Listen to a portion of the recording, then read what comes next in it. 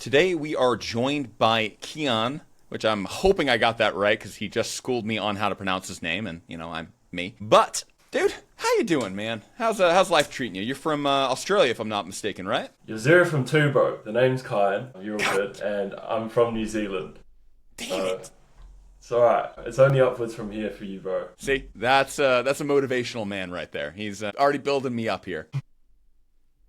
All right, brother. So I know a little bit about you from stalking you on social media. Obviously, not that much. So let's go ahead and go into the backstory. I know you do online coaching, which that's kind of more my world. So I'm jazzed to talk to you about it because you have been wildly successful. Dude, let's get a little bit of the backstory. Who are you? Who am I? Do you want me to start kind of from what brought me into coaching, or how do you want me to run it? Let's go all the way back to primary, and we'll work our way back up from there. Okay. Sorry, on coaching, man. Whatever part of your story you want to share, so we can kind of just give some insights of alternative ways to get to the goal. For sure. So I'll start at the start where I was kind of in a weird spot because I didn't actually have really anything to do in terms of like career-wise. I just came out of high school, so I was a little bit up in the air. All my friends were going to like university, or over here you get like a trade. So you become like a builder or like an electrician. And I was just kind of sat there, and I was working for my mum at the time, who owns Skids, which is like a after-school care company. So shout out to mum if she's watching this. She used to help me out, and I'd always get asked like, "What are you doing? Do you know, like, what are you doing with your life? Like, you going to uni?" And it was always just like, "Don't worry, it's like a gap year." I didn't know what I was doing. I had no clue. When are you going to get a real job? That was always when are you going to get a real job? What are you doing with your life, actually? Yeah. And at the time, it was nothing but just messing about a bit, drinking. I enjoy drinking, but I always had a love for like fitness and just bettering myself, working towards something. If I had a goal and something to work towards, I could always crack down and focus towards that. But when I didn't have that, I didn't have a set structure, it's a little bit up in the air. So yeah, we're our own worst enemy when we don't have a plan, right? Exactly. So that's how I felt. I felt like I didn't have a plan. And I didn't really know what to do. So that was 2021. And then I was just sat in the gym one day and I was like, okay, I need to do something here. Like something needs to happen. And I was like, okay, well, what do I enjoy doing? Well, I enjoy training. I was literally sat in the gym on the bicep curl machine. I literally remember sitting there in between my sets just looking around. It was midday. Just, you know that like meme, and it's like all your unemployed friends, like on a Tuesday afternoon. And it's the most random thing. That was like me in that moment. And I was like, okay, well, I love training. I'll become like a PT. So I was like, sweet. So I enrolled in a course. Long story short, we got the PT qualification. Like I nearly got kicked out of it because I just was terrible with kind of school and the normal shebang. Trainers tend to be very bad at doing schoolwork, in my opinion, even though they tend to be some of the smartest, most kind of diverse education set people I've ever met. My God, do they not do good in school? Yeah, I feel that it's pretty much a common theme. So I ended up getting the qualification though. And then I guess that kind of led me to the start of the journey, which was 16 months ago. It was December of 2022, if I'm not mistaken. 2020. The years go by, but it's 2025 right now. It was December 2023. How old are you, man? It's February right now. No, how old are you, dude? I'm 21. Give it time. Yeah. It goes faster.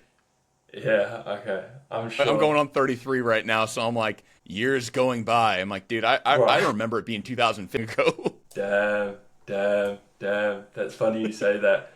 Yeah, it does go past like so fast. I had a kid when I was working at the after school care, and they were like saying they were born in 2017. I was like, what is going on here? I'm like, dude, I'm still stuck that there are people born after 2000. Yeah. I'm like, whoa, your birth year starts with a 2?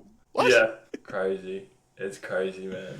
That's wild, but this sounds so normal in terms of personal training, why people get into PT or working in online fitness. It's so off the cuff for most other professions of just this aimlessly wandering into a career. Yeah. I've never spoken to a trainer that didn't wander into this career going, what do I do now? I guess I like working out. That sounds cool. Yeah, literally. You're so right. That's exactly what it was for me. And it kind of just naturally fell into place. I love that, but at though. Same time though, like so unnatural, right? There was a lot of like obviously a lot of stress and whatnot going into it for many years, where it was like overlooking all these people who seemed to have it figured out, and I was like, why can I just never figure it out? Like within my fitness journey as well, but also in terms of outside the gym, why can I not figure it out? I listened to these podcasts, Joe Rogan talking about certain things, and I was like, it just seems to click for them, but it just didn't seem to kind of click for me. Dude, you're speaking my language right here. That was my 20s to a T, was just looking around at all my peers. Because I came up in the beginning of social media, which, my God, I'm sounding so old. But it's like I saw all of my peers that got into social media before me kind of just take off and run these businesses, build these brands. Mm-hmm. And just me sitting there going, all right, I'm making a good living, but you feel so out of place by comparison. And at least for me, that's all it was just me comparing myself to somebody else's journey, which, that's not very smart. Yeah. When did you start, like, becoming a personal trainer? Into personal training? That would have been when I was 18. So that would have been probably 2010. So I'm going on about 15 years of this merry-go-round. It's probably developed a lot since 2010. We used to track everything in notebooks. No one had apps. That was a thing. Yeah. Oh my God. I promise I'm young. Yeah. I'm only 32. Yeah. I know. Yeah. But the environment just changes as time goes on. But it's been my experience that more or less is just the same thing with a different wrapper. Mm-hmm. Yeah. People are still doing the same things, the same success, the hard work, and you still have the same kind of crappy people in the industry too. It's it's a little dysfunctional, but I love it. Yeah. So what got you into bodybuilding, right? Because you had a pretty good go of it with competing as a natural, if I'm not mistaken. Yeah. That's correct. So that kind of leads me, I finished that PT story in about December when I got qualified, and that kind of led me into the bodybuilding. I wanted to post on social media, but I didn't really want to get judged by the people from my town. Like, I was just scared to do it, and I remember my partner being like, just post. Like, who cares? Like, just do it. And I remember starting to post, and then, it kind of gained some traction, which was good. That was fun. I got really addicted to, like, the algorithm, how social media worked, like, I would literally, I remember before bed, I'd put my phone down, like when you're talking to that girl when you're like younger and you're like putting the phone down, you're like not looking. It was like that. Like, I was so addicted to like how it would, do, what I could learn from it. And that kind of took me through up until April. And we went, me, my mother and my partner, Sarah, and a relative, we went over to Hong Kong because my grandpa had a flat over there and he'd passed away, so we had to sell it. And I remember being in Hong Kong and I literally just saw my friend's story, who I grew up with, and he was like training with an IFBB professional. I was like, oh, that's cool. I was like in Hong Kong, like eating Asian food, like it was just, I don't know. I was just keen to get back into that routine because I'd kind of lost that the last 4 months. So I was like, okay, shoot, like I'll just contact him when I get back. So on the plane ride back, I like applied for his coaching. And then he basically onboarded me the following week, and that's where the journey started for my competing. It was really just straightforward. Like, I saw it and jumped in the deep end, which I feel like seems to be the case for me. I think that is the case. You get people, what type of sane person just decides years out, I'm going to get myself disgustingly lean, where I'm no longer attractive to anybody except myself, and oil myself up to get in a Speedo and stand in front of 100 people on stage. Right. That person's got problems. Like, yeah, I mean, people do it. Like, I know people who will stay off stage for years and they're like just waiting to like, oh, like I want to be competitive when I like do it, so I'm going to wait like 3 or 4 years. I think that's great, and like patience is important, but it's like sometimes you just got to do the thing. I feel like I think that first show is so emotional. It's so terrifying. And I think that's why that specific moment of that first show is why people jump into it. Because it is so nerve-wracking. Like, I think if someone were to say, I'm going to do my first show in 3 years, right, I just think that would just cripple them emotionally by that point. Yeah, I don't know. Who knows, they do right? it. I don't know how they do it, but yeah, that wasn't the case for me. Yeah, just jumped in. Nice. Okay. So I do want to ask, you work more with the international coaching and working more worldwide with that. How's that come about? Is that more of just your neck of the woods with moving around and living in different places, and it just kind of evolved into that, or was there intention? There wasn't really intention. Like, it just kind of happened. Like, naturally, I think my content picked up through America and like Europe, and then we kind of just ended up more international. But more recently, it has been more New Zealand, Australia, and that's something I really want to take over just locally, because I do really like the community of it. And sometimes when it is international, I'm so grateful to have that platform. But it can be quite detaching. Do you know what I mean? I do. Yeah, it kind of just like, you obviously know as a coach, right? Like, you do check-ins or whatever, and you kind of just sometimes sat there, and you've just talked to 30 people or 40 people, but you've actually talked to no one. So I think it happened naturally, I guess, and then I guess the content just decided to land over in America. It's okay. I think that's how people find their base. It's you're never going to know who your ideal client is when you start as a PT. Yeah. Everyone thinks it's going to be these high-level athletes day one, and it turns out to be actually single moms tend to be the clients that want to train with me. Well, right. I guess that's what we're doing. Yeah, for sure. That does happen like that, and I feel like over time, you do niche down. So that's kind of hopefully it niches down into the passion, which for you it does sound with transformations. Because that's your specialty, right? Transformations. Yeah, online transformations, one-to-one. Yeah, that's cool, man. I was looking at a couple of those, dude. You got some good work, a good catalog behind you. That's cool. We got some coming, bro. Trust. We got some coming. Yeah, even more. Yeah. We got some coming. Just wait on it. I gotta say, beyond like with what I do with my business and like those endeavors, there's nothing more cool to me than when I talk to a PT that's crushing it.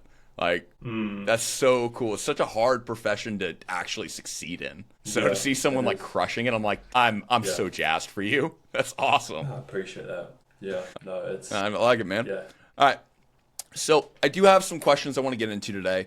A little bit of things that might help some more people on their journey. It's for sure the fun part I like about doing these interviews. It shows a non-asymmetrical way to get to the goal. And everyone has a different way that they get there. And I feel like it really does show trainers that you don't need to follow a standard path. You can find your own success and your own happiness, which that's my whole spiel on it. But I got a fun one for you. What do you think, in your opinion, makes a good coach? A good coach. It's not very hard to be a good coach, I don't think. I think there's a lot of online coaches at the moment, as you probably know. And I've heard this before. This isn't my quote, but it's saturated, but it's not competitive. So if you want to be a great coach and go a step above, it just takes that extra bit of care. Yes, you have to have the knowledge, education, but if you truly care about your clients and you're passionate, you'll beat everyone. And I think that shows over time. You can tell if a coach cares and is passionate about what he does. And if you have that, then you'll be a good coach. I love that. And part of what I like about doing interviews like these is I get to hear more or less the same answer 50 different ways.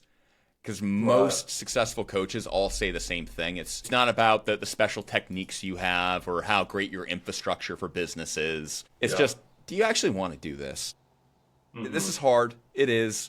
Like you were saying before, being on those 30 calls and getting on the third and going, oh my God, I don't think I've had a conversation with a single person today. I just sat there and like took in information and took notes. Are you that guy? Or are you the person that at the end of 30, you're still gearing up for the thirst, which I've done those 30 coaching call days, man. You're not a human being past 20. Yeah, no, you're at least in my experience. Yeah. No, legit. You're not wrong, bro. So, have you ever worked with people in person before? I don't believe I asked you that. Or has it all been online? It's all been online. I haven't done any in person. However, I've got close friends who do PT in person. So, they're trying to make that transition at the moment with things. And, so I've never done anything in person, but I've seen it. I've seen quite a lot of people close to me. I think that's a more common thing these days. Like back when I was coming up, that was an uncommon pathway. Like everyone was trying to go online, but everyone started with the working at the box gym. At one point in time, I could have named off some gyms over in Australia. This is not that point in time. But we move. As someone who got into online coaching first, I'm curious, what do you think of trainers that do in-person work? Is there a stigma? Do you feel that you're playing this game on another level, or what are your thoughts? In terms of like what their next move would be, or like what do I genuinely just think about in-person PTs? Just In-person solely being in PTs person. from a career sense. Okay. I think it's great. Like, I think you can gain a lot of tools from being in person. I think if you want to scale your business and you want to take it to that next level, there just isn't the hours in the day to do that. You know, like there's only a limit of what you can give in person. And alongside that, I don't think the results are as good with an in-person PT, because obviously the 23 hours outside of the gym, we both know, and all online coaches know, are the most important ones. So I think in terms of fulfillment and in terms of you scaling a business, it's not the best option, but I can 100% see why you'd be in person, because online isn't easy. It's a big step to make. It's not just like, oh, I'm going to be like an online fitness and scale my business and be like remote in Bali. Like, it takes time. Why not? Come on. Yeah. Yeah, I know, right? Like, just walk out the door and get your laptop. No. That's what I thought at 18. I was like, man, I'm going to be a personal trainer to the stars. We're going to get there, and by 21, I'm going to own Gymshark. Yeah, No, sail off into the sunset. Sounds awesome. Yeah. But I know I kind of set you up for a hard question there. I was like, oh, God, I hope this guy doesn't just like totally on PTs. Yeah, right. I think it's kind of interesting, though, because I think a lot of times people want to jump ahead. And looking at it, because you said tours, right? You get you a lot of tours. Is that that's something you said, or did I just make up information? Tours is in like repetitions or the ability to work with people. Oh, okay. I'm not making up information. No, you're good. I like that aspect of the in-person world, but I'm completely with you. If a trainer wants to have a sustainable income, you got to go online. I'm sorry. That's not a way to live a life, to spend 60, 70, 80 hours a week in the gym on your feet. Yeah. I've done that. That's brutal. Yeah, I take my hat off. Like, I know a lot of people that go in there and they grind hours and hours and hours. And yeah, I couldn't imagine, honestly. Do you know? No, that's definitely a rough gig. But yeah. So you do a lot of challenges and things like that with your business. From little I saw, 8-week challenges. Mm-hmm. How's those going? Yeah, they're good. I enjoy the challenges. I think it's good to bring people in and have like a start and end date. And yeah, I mean, people come in, they have that start and end date, and they can have the accountability, the guidance, and yeah. I don't think there's like a magic secret with them or anything like that. I think it's, just they work, and if you've got a scalable model, then you can obviously bring in more people, which is what we're doing at the moment, bringing on a head coach, which I'm super, super pumped about. It's going to be sick. Yeah. Love that. That's basically what it is. Okay. No, I like that, because I feel like coaches and trainers have an opinion, or we'll say a stigma around challenges. And I remember back when I was still working in gyms, I hated them. Fiery passion. Could not stand their application. I'm warming to the idea more into the online space these years. But I'm just interested on your opinion with it, because from what I've seen, you have had success with it. And this is an area that I can't really teach from. So I'm curious, is there secret sauce beyond just caring? Because I think that's kind of a default solution to things. Right. So what do you mean by that? Pseudonym. Is there any type of special ingredient or things that make a challenge successful in your opinion? In terms of like a business or like clients transformation? That's a good question. I don't think I took it down that far, but let's go with from a business model perspective. Okay, from a business model. Yeah, I mean, I think they can be greatly successful because obviously you have like an upsell. I'm not sure. Are more people watching this from like a coach side of point? Coach. Yeah, this is pretty much in its entirety directed towards coaches, and I think like 10 or 15% of our audience is supposed to be coming from just general people that are fans of their coaches that watch this channel. Well, peace out to general people, peace out, and to coaches. I say average people and general people way too often. I gotta stop. Gin pop. There you go.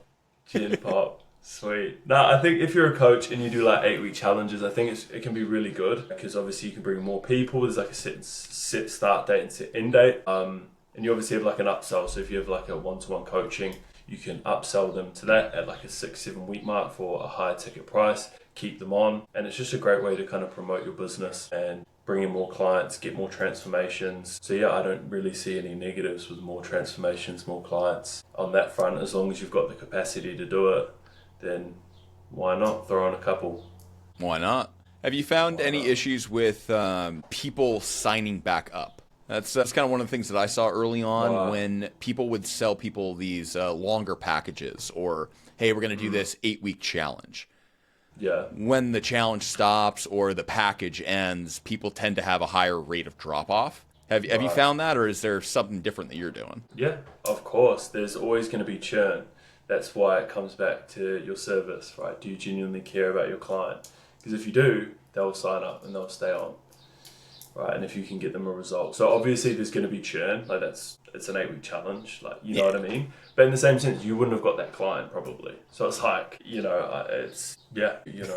got someone to begin with, even though it was for a short time. It's better to have a client for a short period of time than to not have a client at all.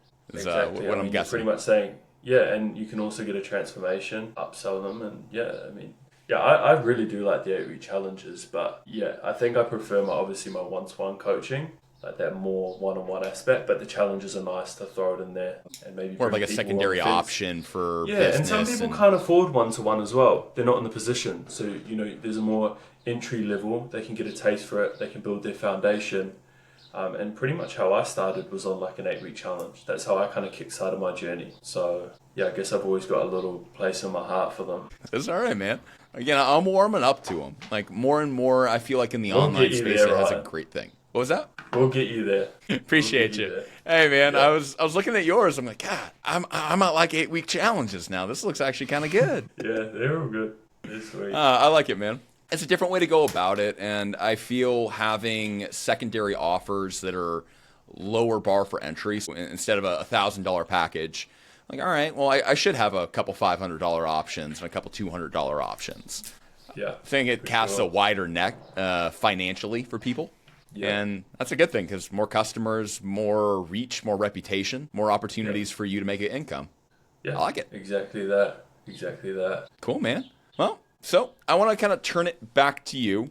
And what do you got going on, man? I know you've got some branding things going on and a bunch of other stuff, but what do you want to share? Where can people find you? Where can they find me? Well, you can find me on just Instagram, mainly.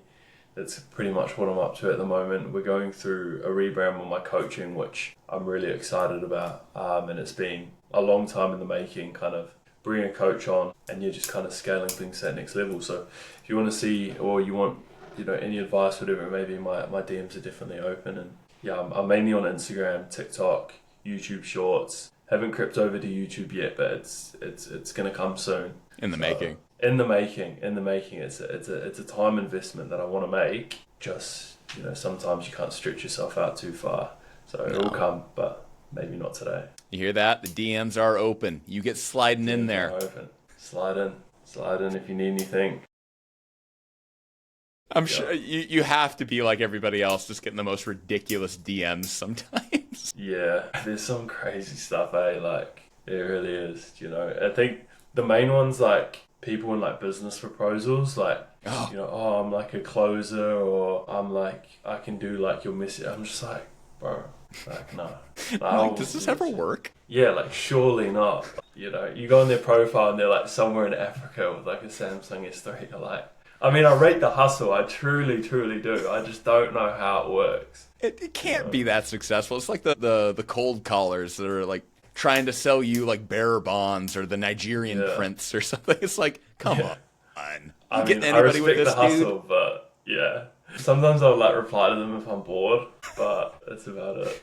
Keep the guy on there for an hour or two. Like, dude, I'm ready for it. I just got one more question. Yeah, bro. Like, they're persistent though. Like, they'll pop up again on the stories like over and over and over and over again. I remember one time this guy was like email marketing, and I was like, I actually needed an email marketer, so I just started like, he'd messaged me so many times, like Loom videos, like constant emails, sending me email scripts, Google Docs full of emails he's personalized about my clients. And one day I was like, do you know what? Like, this kid is so damn persistent. Like, let's give him a go. He does not stop. I was like, I'll give him a go. I gave him a go, and he was alright. He worked hard, but he didn't really speak English, so it didn't go very far. It didn't go very far at all. This kid didn't speak English and wanted to do email marketing for an English-speaking company. Yeah, well, that's the story to trainers out there. Watch who you hire. Go through the vetting process, but yeah. Oh, yeah. My first year of running this whole operation, the amount of money I spent on people that I was like, this is what you're going to give me? Oh, my God. Yeah. I could have done anything. I could have burned this and it would have been better. Yeah, literally at some point, it's just like, what's going on? But yeah, hiring's so important. How many staff members do you have? Right now, 4 trainers, and then Tommy technically, but he's more of a consultant that we pay. Nice. Yeah. 4 trainers. Are they online or in person? All online. Everything we do nice. is online. We have in-person training that I pretty much I'm the only person that's really still kicking away at that. I like the game. I do. Something about it. But yeah, we're definitely still growing as a company. Nice. It is. It gets me out from here.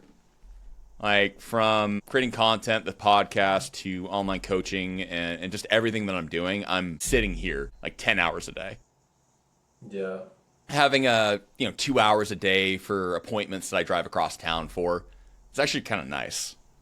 Yeah. It's kind of stretch the legs, you know? For sure. I like that a lot, like getting out the office. Good job. I feel like it keeps trainers connected to their craft as well. Mm. Like, because it all kind of stems from that. I know that's not where you got your start with it, but that feeling of putting your hand on a client and getting them to feel what you're trying to do. You're absolutely right that the other 23 hours are where the magic is made. I firmly believe that. And online coaching is superior in that way. Yeah. Man, making someone feel their pec for the first time, like being their hands-on with it, that's a pretty cool feeling. Yeah, no, for sure. No, I get what you mean. I 100% agree. And I tell clients that all the time, like, I'm not going to be able to be there with you in person. That's something that I'm always going to be beaten at, do you know? Dude, I think it's... training's an ecosystem that we all kind of have the ability to thrive in. It's just in what metric do we do, and it's really just the people that are qualified and do want to succeed here versus the snake oil salesmen that are, selling people fucking scented oils and crap, which I really hope you're not an essential oil guy. Got a couple on the back. No, I'm kidding. Oh, God. It's like, no, but I have my crystals. Ugh.